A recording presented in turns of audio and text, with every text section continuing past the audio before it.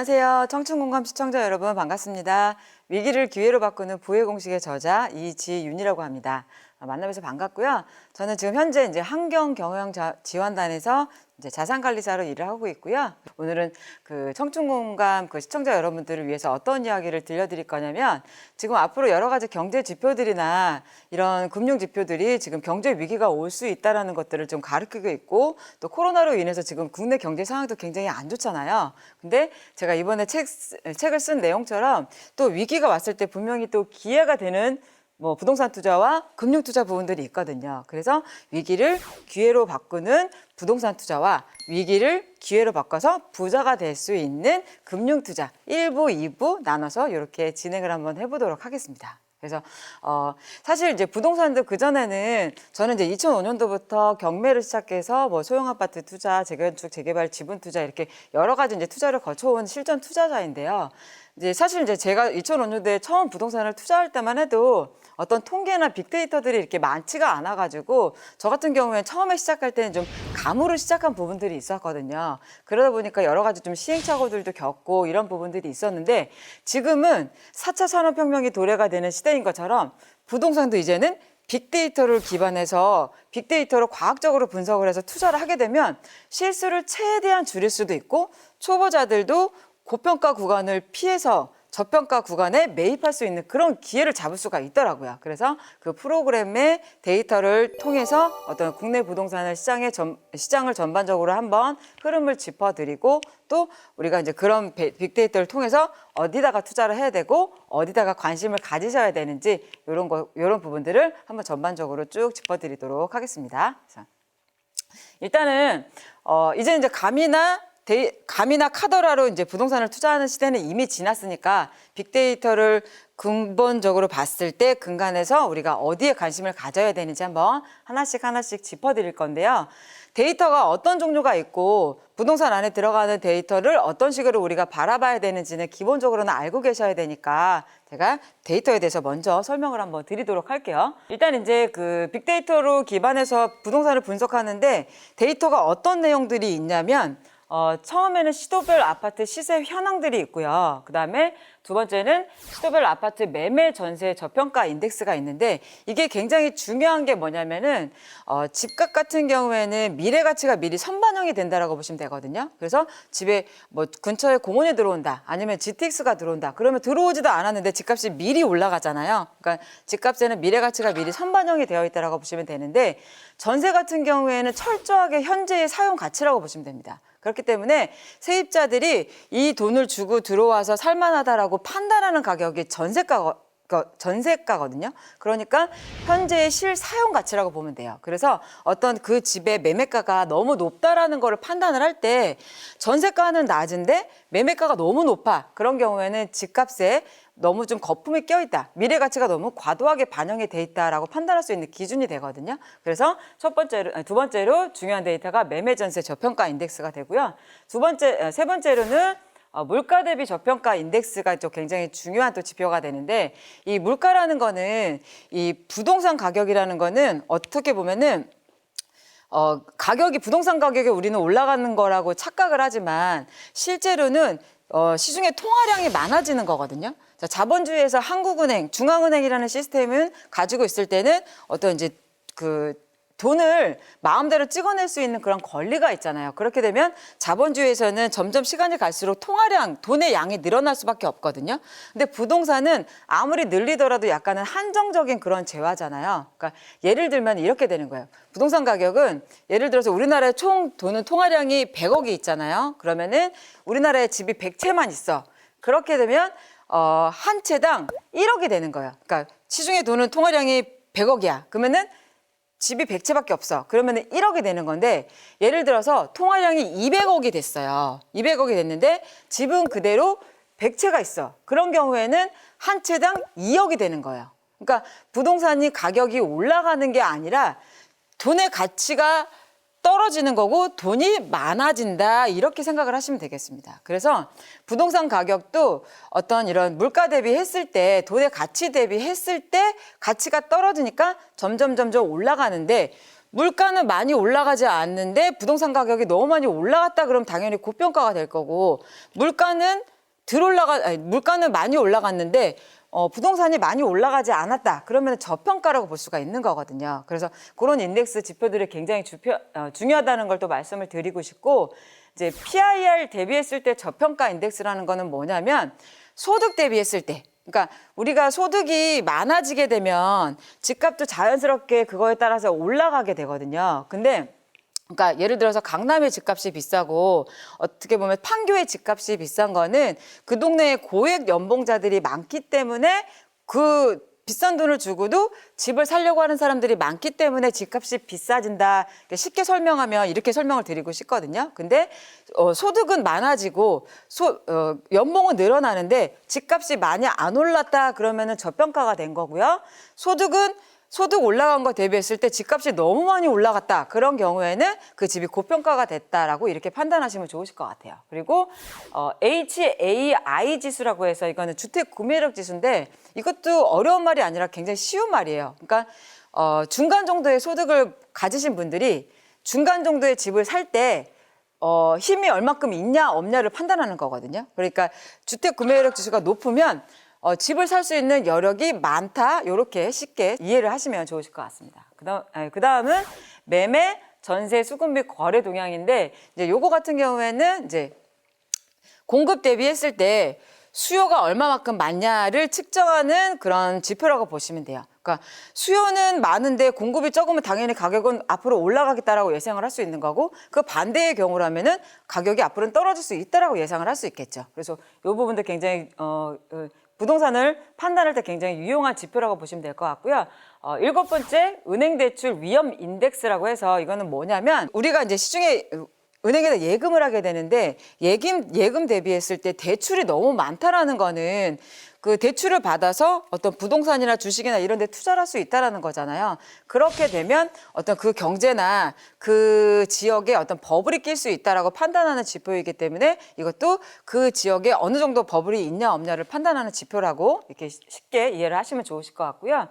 주택담보대출 위험 인덱스도 마찬가지라고 보시면 될 것 같습니다. 그러니까 예금 대비했을 때 주택담보대출을 얼마만큼 많이 빌려갔냐. 그러니까 주택담보대출을 받게 되면 당연히 그 돈으로 주택을 매입했다는 이야기잖아요. 근데 주택담보대출 비율이 굉장히 높다라고 한다는 거는 그 돈을 빌려서 집을 과하게 많이 샀다 이렇게 판단할 거기 때문에 어떻게 보면 경제에 버블이 낄 수 있나, 주택 가격에 버블을 낄 수 있나 없나를 판단하는 그런 지표라고 보시면 될 것 같아요. 그다음은 미분양 현황. 이것도 이제 굉장히 그 부동산을 분석할 때 굉장히 중요한 지표인데 이 미분양 같은 경우에도 어떻게 보면 미분양이 줄어들게 되면 그 지역의 상승의 신호탄이라고 말씀을 드릴 수가 있거든요. 그래서 그동안에 미분양이 계속 늘어나는 지역들 같은 경우에는 사실은 가격이 올라가기가 쉽지가 않은데 가장 그 상승의 신호탄으로 가장 먼저 보셔야 될 게 미분양이 줄어드는 부분들하고 거래량이 늘어나는 부분들이거든요. 그래서 우리가 부동산 가격이 앞으로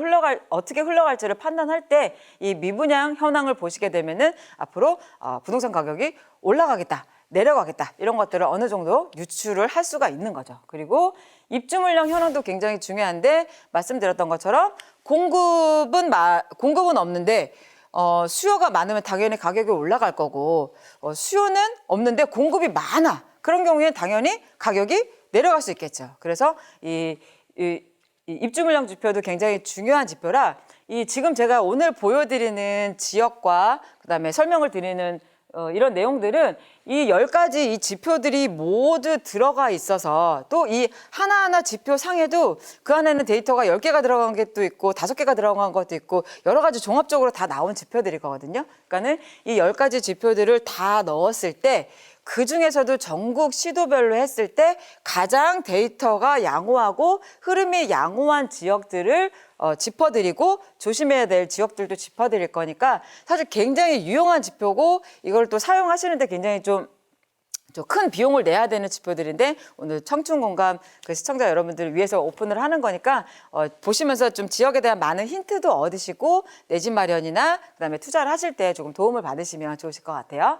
서울은 굉장히 중요하니까 이제 한번 짚어드릴 건데 서울 같은 경우에는 뭐 앞으로 이제 입주 물량들이 조금 작다 보니까 뭐 2021년도, 2022년도, 2023년도 이제 입주 물량들이 이제 작다고 해서 앞으로 무조건 가격이 올라갈 거다라고 예상하는 전문가들이 굉장히 많으신데 사실은 서울은 지금은 굉장히 위험한 상태라고 저는 말씀을 드리고 싶고요. 그리고 보통 일반적으로 그 한국감정원이나 KB국민은행에서 발표하는 입주 물량들 같은 경우에는 재건축, 재개발 입주 물량들이 제외가 되어 있는 경우들이 많아요. 그래서 관리처분 인가했을 때는 보통 5년 이내 입주를 하게 되고 착공 분양하게 되면 보통 3년 이내 입주를 하게 되고 그다음 이주 철거하게 되면은 뭐 3, 4년 이내에 입주를 하게 되고 이런 것들이 뭐 평균적으로 나오게 되는데 KB국민은행이나 이런 데서 발표한 자료들 같은 경우에는 입주 물량에 재건축, 재개발 입주 물량이 빠져 있다라는 게 어떻게 보면 맹점이거든요. 근데 이 데이터 노우즈에서 나온 이 리치고라는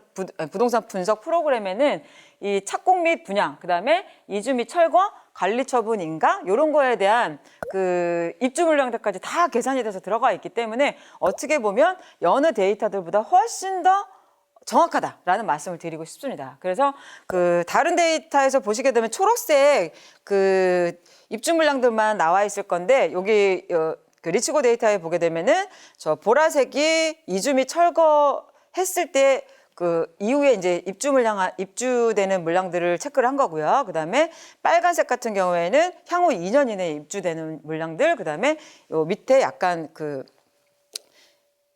진 보라색 같은 경우에는 이제 관리처분 인가 이후에 입주될 물량들을 나타낸 거기 때문에 이렇게 표상으로 보시게 되면은 일반적인 국민은행이나 다른 그 회사에서 발표된 그런 자료들보다는 입주 물량이 그렇게 작은 건 아니다. 그렇지만 이렇게 봤을 때도 어찌됐건 2022년, 2023년도는 작지만 2024년도에는 서울에도 물량이 조금 늘어날 수 있다라고 이렇게 보여주고 있고요.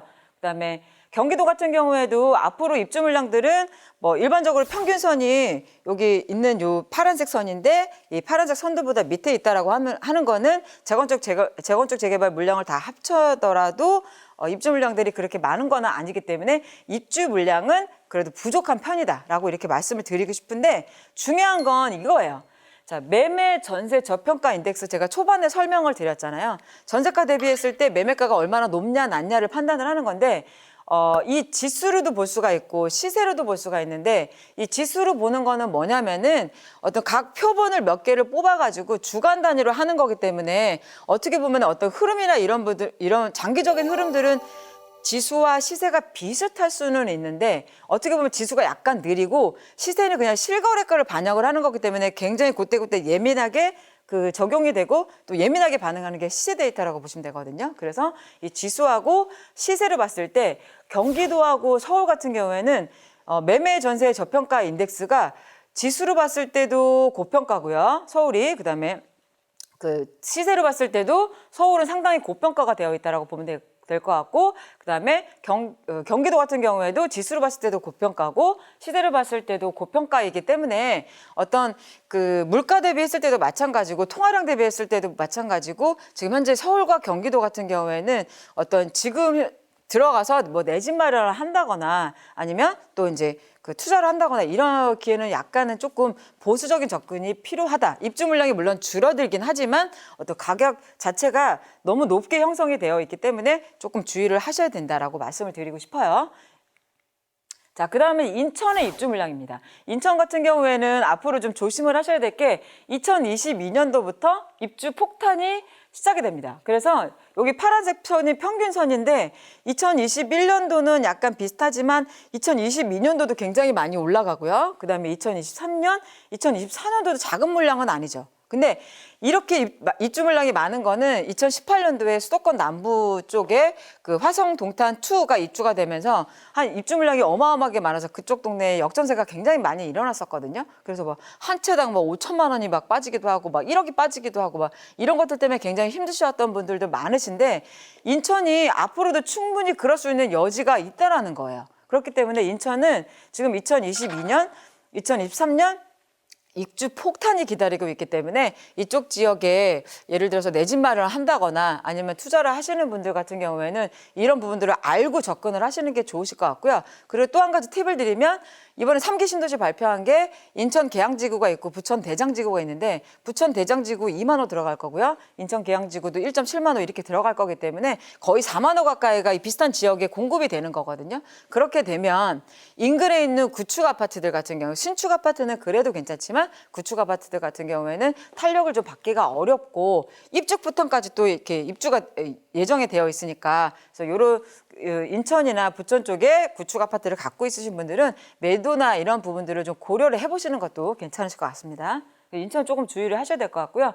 또 인천은 가격을 보더라도 지수나 시세를 봤을 때 지수 같은 경우에는 약간 고평가고 시세를 봤을 때는 약간 저평가이기는 하지만 이거는 이제 제가 모든 데이터를 지금 시간 안에 다 보여드릴 수가 없어서 이제 요것만 잠깐 보여드린 건데 인천은 이거 외에 다른 데이터들의 흐름이 그렇게 양호한 편은 아니에요. 그래서 약간 애매한 지역이고 가장 중요한 건 입주 폭탄이 많기 때문에 조금 주의를 해야 되는 지역이기 때문에 제가 말씀을 드린 거고요.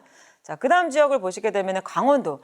이제 강원도 같은 경우에는 지금 현재 입주 물량들이 2018년도쯤에 굉장히 많았다가 지금 2020년도 좀 줄어들고 2022년도에는 굉장히 줄어들고 2023년도 거의 엄청나게 줄어들고 있죠. 근데 강원도는 지금 현재 일자리도 굉장히 많이 늘어나고 있는 그런 추세고요. 매매 전세 저평가 인덱스로 봤을 때도 요 선 그래프 자체가 매매 전세 저평가 인덱스 추이거든요. 근데 이미 곡선 자체가 약간 상승 곡선을 타고 있잖아요. 그리고 지수로 봤을 때도 마찬가지고 시세를 봤을 때도 마찬가지고 둘 다 저평가 구간에 있고 또 여기서 다 보여드리지 못하는 다른 데이터들도 굉장히 양호한 흐름을 보이고 있기 때문에 강원도 같은 경우에는 지금 현재 굉장히 저평가 구간에 들어가 있고 앞으로 입주 물량도 줄어들고 있고 앞으로 오를 여지들이 많기 때문에 이쪽 지역은 꼭 눈여겨보셨으면 좋겠고요. 그리고 이쪽 지역에 사시고 계시는 분들은 내 집 마련에 어떻게 보면 절호의 찬스니까 내 집 마련 꼭 하시면 좋으실 것 같습니다. 자, 그 다음은 경남이에요. 경남도 그동안 이제 별로 시장이 안 좋았었지만 사실은 영원한 1등도 없고 영원한 꼴찌도 없다는 말이 있잖아요. 그리고 또 지방이나 수도권 시장 같은 경우에는 과거 흐름을 보더라도 지방 시장이 안 좋을 때는 항상 수도권이 좋았고요. 그다음에 수도권이 좋을 때는 항상 지방 시장이 안 좋은 이런 흐름들을 갖고 있었고 어떤 글로벌 금융위기 이후에도 서울이나 경기도 이런 수도권의 시장은 안 좋았지만은 지방 시장은 또 굉장히 좋았었거든요. 왜냐하면 그때도 여러 가지 데이터 흐름으로 봤을 때 굉장히 저평가 구간이었기 때문에 그런 거예요. 근데 마찬가지로 경남 같은 경우에도 그동안에는 안 좋은 흐름을 보이고 있었지만은 2020년도 상반기 들어서면서부터 좋은 흐름을 보이고 있고요. 그다음에 입주 물량을 보더라도 2020년, 2021년, 2022년 계속해서 줄어들고 있으니까 수요는 요 평균 정도인데 공급이 줄어든다라는 거는 가격의 상승이 올 여지가 굉장히 크다라고 이렇게 판단을 하고 있는 거고요. 경북도 마찬가지입니다. 경남 정도는 아니지만 그래도 입주 물량들이 너무 많았었잖아요. 2018년도, 2019년도 굉장히 많았었는데 그 이후로는 입주 물량들이 줄고 있기 때문에 이것도 굉장히 데이터 흐름이 양호하다라는 걸 알 수가 있고요. 매매 전세 저평가 인덱스를 지수로 보고 시세로 봤을 때도 저평가 그다음에 경북도 마찬가지 저평가 구간에 있기 때문에 얘네들 경남이나 경북 같은 경우에는 과거 2014년도부터 쭉 보시더라도 이 초록색이 되게 좋다라고 보시면 되거든요. 리치고 데이터에서는. 근데 이 초록색이 굉장히 높고 과거 2014년도보다 훨씬 높게 나타나잖아요. 그러면은 2014년도 이후로 가장 저평가 구간에 들어있다 이렇게 보시면 될 것 같아요. 그래서 경남하고 경북도 이제 꼭 눈여겨서 보셔야 되는 지역 중에 하나라고 말씀을 드리고 싶고요. 전남은 약간 좀 애매한 부분들이 있는데 어찌됐건 여기도 좀 설명을 드리게 되면 전남은 요때 이제 입주 물량이 좀 많았었고 2021년도, 2022년도, 2023년도부터는 이제 입주 물량들이 조금씩 줄어들긴 하지만 아주 급격하게 줄어드는 상황은 아니긴 하죠. 근데 보면은 전북 먼저 설명을 드릴게요. 전북 같은 경우에도 추천을 드리는 지역 중에 하나인데 전북도 그동안의 흐름은 안 좋았거든요. 여태까지 말씀드리는 강원도, 그다음에 경남, 경북, 그다음에 전남, 전북 흐름이 쭉 쭉 안 좋았지만 앞으로 좋아질 여지들이 있고 여러 가지 데이터 흐름이 좋아질 때를 말씀을 드리는 거니까 이 전북도 지금 입주 물량들이 지금 굉장히 많이 급격하게 감소를 하고 있거든요. 근데 그동안에 입주 물량이 많았을 때는 이쪽 지역도 역전세도 났었고 특히 지방 같은 경우에는 입주 폭탄이 떨어지게 되면 가격도 굉장히 많이 흔들리고요. 전세 가격도 굉장히 많이 흔들리거든요. 그래서 한동안 굉장히 많이 안 좋았었는데 지금 입주 물량들이 전북은 많이 줄어들고 있고요. 그다음에 매매 전세 저평가 인덱스를 봤을 때도 전남 같은 경우에 지수로 봤을 때는 보통이고 시세로 봤을 때는 저평가 구간이고요. 전북은 지수로 봤을 때도 저평가, 시세로 봤을 때도 저평가 구간이기 때문에 전남보다는 전북이 훨씬 더 유망한 지역이고 더 훨씬 더 저평가돼 있다라고 여러 가지 데이터가 나타내고 있다라는 거를 좀 말씀을 드리고 싶어요. 그러니까 꼭 관심을 가지셔서 전북 지역에 내 집 마련 안 하셨다 그러면은 지금 절호의 찬스니까 내 집 마련 꼭 하시면 좋으실 것 같습니다. 자, 그다음 충북이에요. 충북 같은 경우에도 지금 현재 그동안의 흐름은 입주 물량도 많고 해서 안 좋았지만 지금 현재는 굉장히 좋아지고 있는 상황이고요. 입주 물량들이 줄어들고 있다는 걸 좀 말씀을 드리고 싶고 충남도 마찬가지로 입주 물량이 많이 줄어들고 있고요. 충남, 충북 같은 경우는 특히 중요한 거는 앞으로 일자리가 한 20만 개 이상 늘어난다는 거예요. 그래서 나라에서 주도적으로 일자리를 늘리기 위해서 어떤 지역에다 어떤 여러 가지 투자들을 많이 하고 있으니까는 충남, 충북 또 관심 가지셔서 이쪽에 꼭 내 집 마련하시고 또 투자도 하시면 좋으실 것 같습니다. 그다음에 충남, 충북 가격도 봤을 때 2014년도 이후에 지금 가장 저평가 구간에 들어가 있고요. 그다음에 이 시세로 봤을 때도 굉장히 저평가 구간이고 충북도 마찬가지로 지수로 보나 시세로 보나 둘 다 저평가 구간이에요. 당연히 그러고 나서 입주 물량도 줄어들고 일자리는 늘어나고 당연히 관심을 가지셔야 되는 지역 중에 하나겠죠. 그래서 전반적으로 흐름을 좀 짚어드리게 되면은 요거 같은 경우는 이제 최근 10년 동안 입주한 아파트 대비해서 향후 3년 뒤에 2023년도 말까지 입주하는 아파트들의 비율을 계산한 건데 어떻게 보면은 아까 입주 물량들이랑 좀 약간 비슷하게 나타나는 부분들이 있으니까 뭐 인천이나 대구, 부산 이런 데들은 조금 주의를 하셔야 될 지역들이고 밑에 보시게 되면은 뭐 충북, 전북, 경남, 경북 이런 데들 같은 경우 입주 물량들이 굉장히 많이 줄어드니까 좀 눈여겨서 보시면 좋으실 것 같습니다.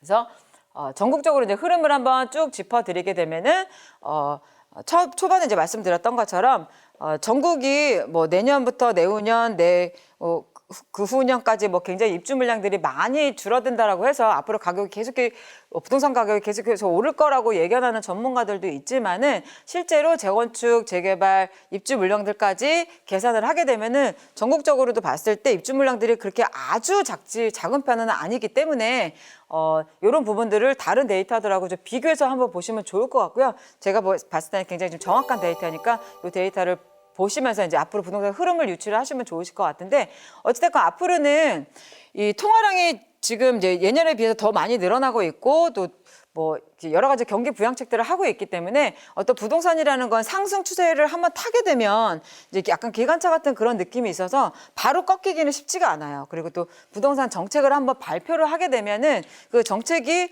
시장에 반영되기까지는 보통은 2, 3년에서 3, 4년 정도가 걸리기 때문에 그리고 또 2025년도 정도 되면은 3기 신도시 입주나 이런 부분들이 있기도 하니까 여러 가지를 그 종합해서 봤을 때 앞으로 뭐 서울 경기나 고평가된 아파트들이 한 1년 정도 조금 더 오를 여지는 있겠지만 그 이후로는 또 분명히 어떤 경제 위기나 금융 위기가 왔을 때 어떻게 보면 약간 하락의 그런 추세를 또 가질 수가 있기 때문에 그런 부분들 감안하셔서 좀 어떤 고평가되고 가격이 너무 비싼 데들은 조금 보수적으로 좀 접근을 하시는 게 좋을 것 같고요. 글로벌 우리가 금융위기 이후에도 지방시장이 굉장히 탄탄하게 올라왔던 것들처럼 지금 현재 상황이 금융위기나 이런 때와도 굉장히 이제 비슷한 상황을 가리키고 있기 때문에 위기 시에도 저평가된 아파트와 입주 물량이 줄어들고 그다음에 일자리는 늘어나고 이런 데들은 분명히 오를 여지들이 있으니까